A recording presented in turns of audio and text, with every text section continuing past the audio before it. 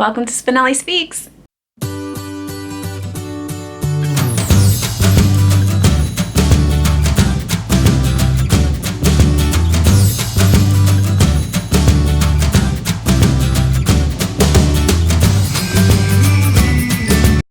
I'm Danny, and I want to first of all thank you for being here. If you're new, go ahead and hit that subscribe while you're thinking about it, and maybe that notification bell as well.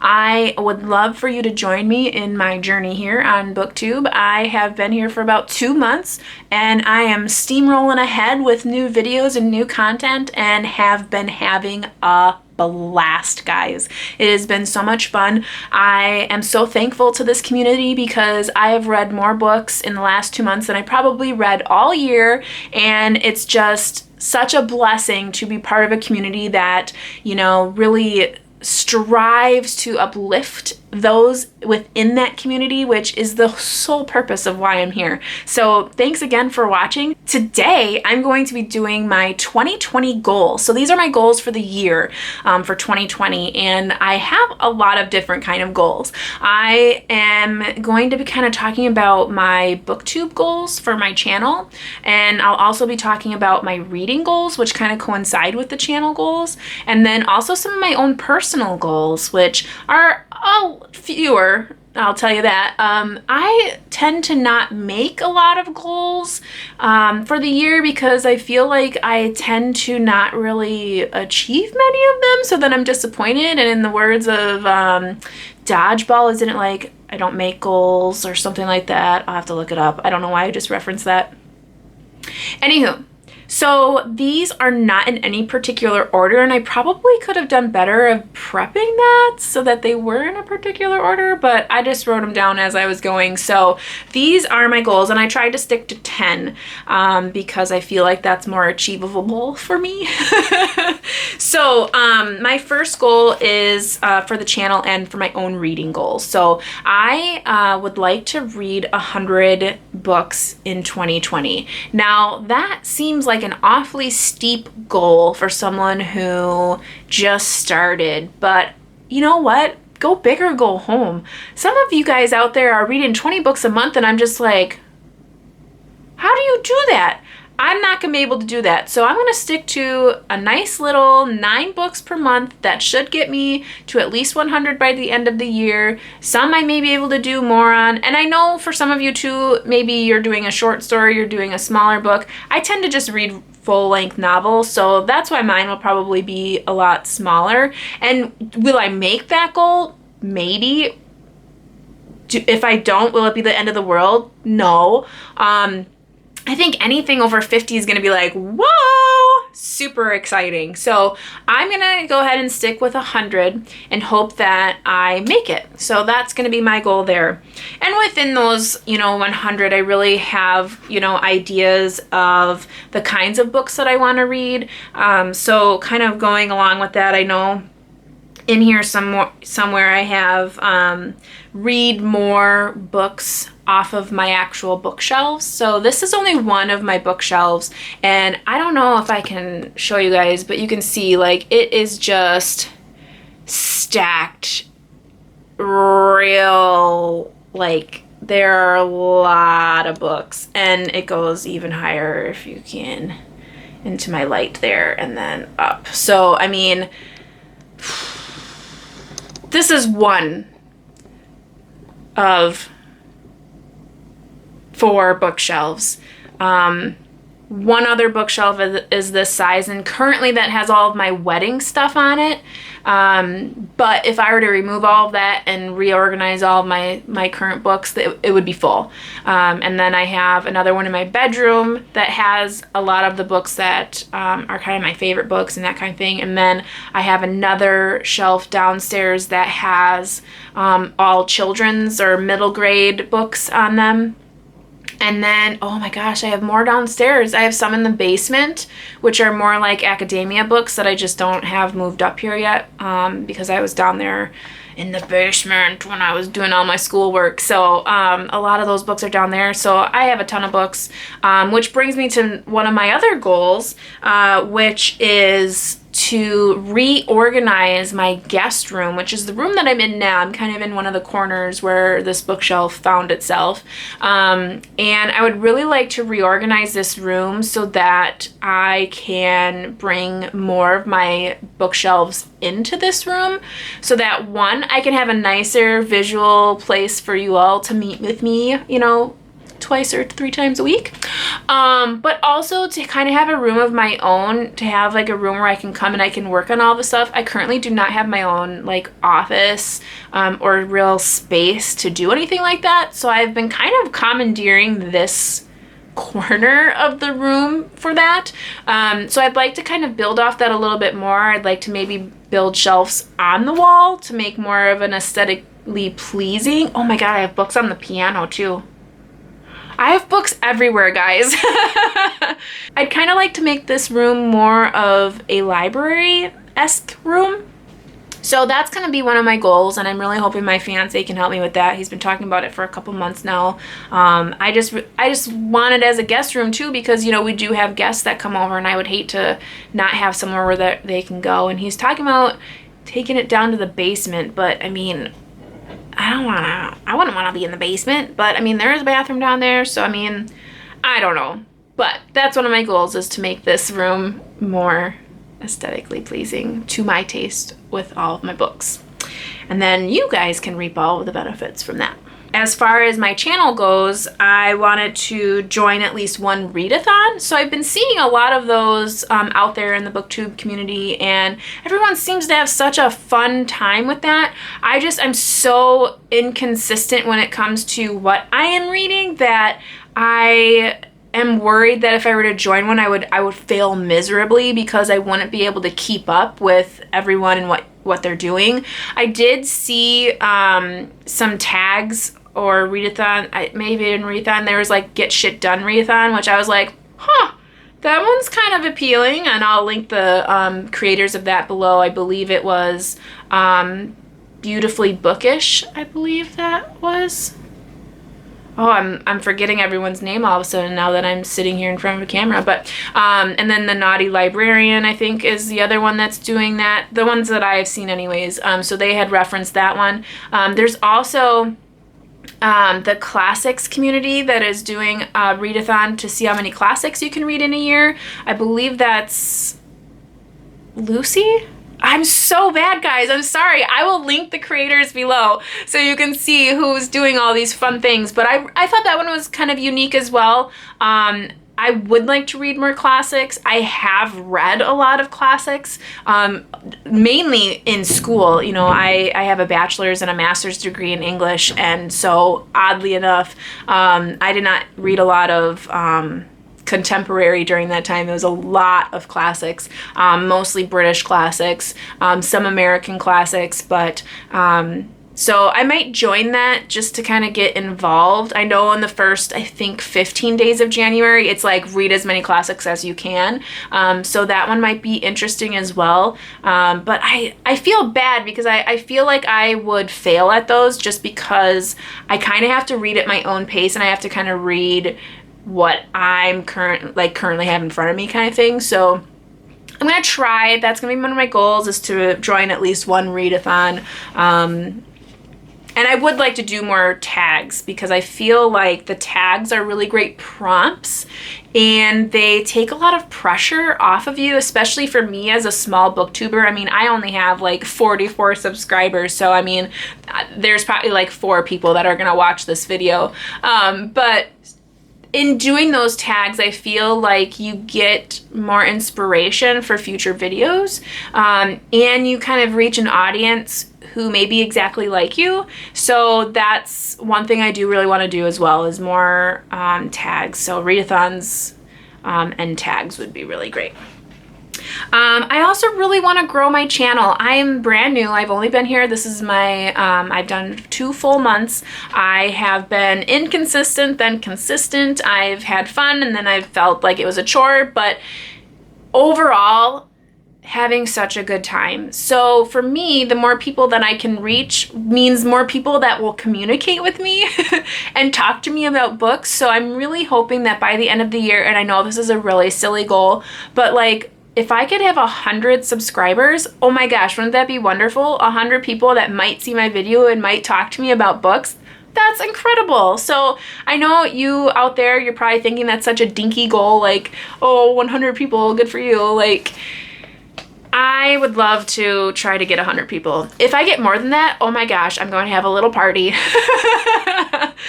But yeah, I mean, I think it would be super. I think at 100, I would totally do a giveaway at one of my book hauls. I'd send someone a nice little book. Heck yeah. So if you're out there and you haven't subscribed yet, subscribe to my channel. You might get a book in the end. So anywho, something that is super fun for me this year is I'm getting married in October. So I think it would be really fun to do like a wedding series, which I'm going to start this month. And it's my goal to keep you guys going through the whole year up into my wedding. So I'm going to post videos because a lot of what I'm doing is a lot of DIY. So I'm going to post videos about my process and what I'm doing and how I'm doing, and maybe show you guys like dress fittings or that kind of stuff. So that is something that I think would be super cool and, you know, sets me apart from other people that are out there. And maybe if you're, you know, looking for ideas like that, because if I haven't already told you, my wedding is actually literary themed. So everything about it is going to be revolving around books. So like all of my flowers are actually going to be book pages, and a lot of other little things sprinkled in there. So I don't want to give too much away, but it's going to be super fun, and I'm really excited about it. Not only because I'm marrying the love of my life and joining a family, as he does have a 12-year-old who's turning 13 in January. So we're truly going to be a family, but I'm just excited because, you know, you wait for it for so long, and then when it's finally happening, it's real, and it feels so good, and I'm really excited to bring, you know, two families together for one night of just utter chaos. I was on Spotify last night, like looking through songs to send our DJ of what we would like, and oh my gosh, my fiance was sitting on the couch with me playing video games, and I looked at him at one point. I was like, our wedding is gonna straight up be a 90s like high school dance. It is gonna be like all the songs I was picking was like straight up from when I was a kid, and you would be dancing with your friends.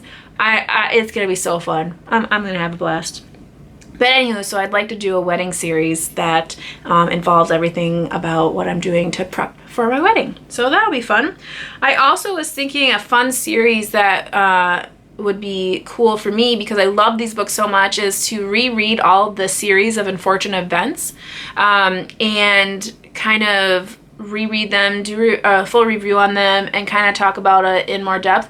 I don't know if you are a fan of a series of Unfortunate Events, but there are companion pieces to it that if you really enjoy it, it really like makes it so much more, as far as like the secrecy, the, you know, the secret society that, you know, the children are learning about through the novels. And if you've seen the Netflix series, they definitely dive into that a lot more than you see in the novels, which I think is really cool on the side of if you've read it and you know about it.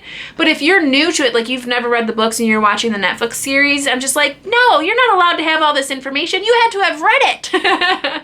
So I would like to do a series on that. I don't know if I'll start it right away in January, because I'm still kind of thinking about all the bits and pieces of how I want that to work. There are 13 books in the series, and they do get progressively larger towards the end. The last one, the 13th book, is quite hefty, but they're all middle grade books, so they're not horribly hard to read for a person of my age, and, you know, someone who's been reading as long as I have and as much as I have. So I think I might start that more in, say, March, and through the end of the year, and then finally with the last book, which is called The End, maybe in December. So I'm thinking I might do that because I think that would be fun and unique. I know it's probably already been, you know, kicked to death, but I think as an adult now reading those, and I read those as an adult when they were all first coming out, but I think now going back and rereading them, I think would be interesting, and seeing what my comprehension of all of the secrecy part of it, especially with those companion pieces. Yeah, I'd like to dive into that. So that's something that I would like to do in 2020. And because I did not do these in any order and I'm kind of jumping around, I might have missed a few or said all of them here. So I have 2 left. So to keeping with the wedding theme, which I kind of jumped back and forth on, my personal goal is more of a weight loss goal. And before anyone out there says you don't have to lose weight, yada, yada, yada, blah, blah, blah, everyone has their own body image of themselves, and that is your own image. And no matter if you're 1 to 600 pounds or whatever, that's your decision on what you want to do with your body. So I have goals in weight loss, but I more so have goals for a lifestyle. So in the month of September, I tried that Whole30 diet, and I actually really enjoyed it. It really worked well for me, and I think the reason why is because there are foods in my diet that I think affect me in certain ways. Like, for instance, I am lactose intolerant. However, I live in Wisconsin, and I love cheese and everything about Wisconsin dairy products. So knowing that, I still eat them, and they do affect me. So when I did the Whole30, in Whole30 you cannot have dairy, you cannot have grains, you cannot have sugars, you cannot have alcohol. So when I went on Whole30, I started to feel less bloated. I had more energy. I had a better attitude. And I also, my complexion was clearing up. And as soon as I was done with it, because Whole30, meaning 30 days, I started to break out really bad. I bloated really badly afterwards. And so, you know, realizing all of that, I decided, you know, maybe I can make Whole30 into a lifestyle. So I did end up going on Amazon and getting the Whole30 book, which I'm going to be reading. So that can be added to my books list. But I really want to kind of bring that into my current lifestyle and see how I can tweak it so that it's not just 30 days. I want it to be a lifestyle change because, like I said, when I was on it, I felt very good. Obviously, I can't do that for the rest of my life. Like, I do like to have a cocktail every once in a while. I do like to have a sweets every once in a while. I don't really like sweets, but I mean, you got to have a sweet every once in a while. I also love bread. Like, more than Oprah, love bread. So I can't do Whole30 as a lifestyle unless I can have bread. So what I plan to do is do some tweaks here and there and really commit to the Whole30, like at least 5 days in every week, and then on 2 of those days be able to cheat or whatever you may call it, so that I feel like I'm not holding back, like I'm not restraining myself, because in most diets, as we all know, if you do not allow yourself to have something, that's the one thing that you want. So by making this a lifestyle, I'm kind of excited to see how I'm going to feel, how I'm going to, you know, how my mood is going to be, because like I said, it was much better. If, you know, that bloat will go away, and obviously with any lifestyle change like that, weight loss kind of comes along with it. I will probably work out a little bit more. I used to work out a little bit more than I do now. I would like to get back into swimming. I was a swimmer in high school, so I would like to get more into that again.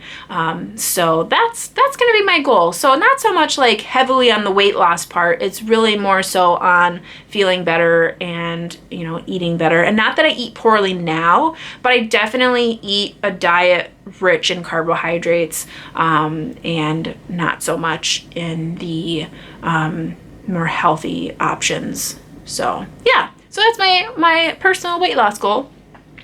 And then my final goal, which is a book goal, and it's a year-long goal, is to read this book, London. If you saw my book haul video, which I'll link above, I found this book at the library during their library sale, and it was $1, and it is really, really big. And I mean, it's, I cannot commit to reading this in 1 month. I would never finish it. I would get so overwhelmed and saddened by the fact that I'm trying to read this book, and I would feel like I'm not able to take the time to really just let it sink in. But I'm really excited to read this book. In that video, I kind of give you a little bit of insight of, what it's about, which is 2,000 years of history of London, which I love. London. I love anything British. I love all of the TV shows. I love any references. I love the the authors that come from, that area, and I'm just so excited to read this book. So I am going to take the year to read this because it is so long. It is 1,126 pages long, and I'm just really excited, and I don't want to, rush through it. So this book is going to be my year-long book. So to wrap up my goals for 2020, I have, in no particular order, but I'll just run down these, so everything I said. So I said 100 books in 2020, so that's about 9 books a month. Reorganize my guest room to include more shelves. Join at least one Readathon and complete more tags. Grow my channel. I want to get 100 subs, so if you're there, subscribe. And I want to do a wedding series, so talk about my wedding and what I'm doing, DIY, some vlogs maybe. I want to do a series on the series of unfortunate events, so I think that would be a lot of fun. I want to do some personal weight loss or personal lifestyle change. I want to read more off of my shelves, so read more books that I currently own and have not read. And I want to film more consistently and ahead of schedule. So I want to be able to film more videos and then get them posted in a timely fashion so that I have some consistency. I might not have said that before. And then lastly, the London book. I want to read that throughout the year, and I'll touch base with you guys every so often to let you know how I'm doing. But that's all I have. I tried to limit it to just 10 so that I didn't go hog wild and not be able to achieve those goals. But what are you guys looking forward to in 2020? Do you guys anything fun? Are you traveling anywhere? Are you getting married? I know someone out there is getting married. What are you guys looking forward to? Do you guys make goals? Do you call them resolutions? I don't call them resolutions. They're goals.